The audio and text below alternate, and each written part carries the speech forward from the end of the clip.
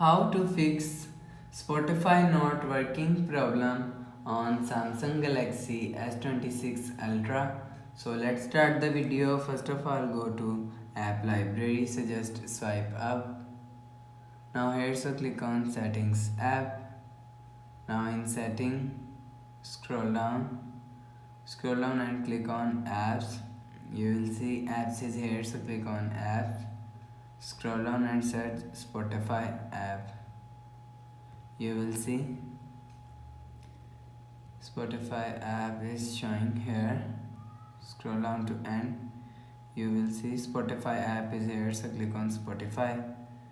Now here, scroll down and click on storage. So after click on storage, if you want to fix Spotify not working problem, so click on clear cache. So after click on clear cache, click on clear data and click on delete.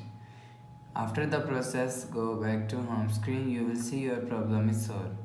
So refresh phone. So that's how you can fix Spotify not working problem on Samsung Galaxy S26 Ultra. So if you like the video, please subscribe. Thanks for watching.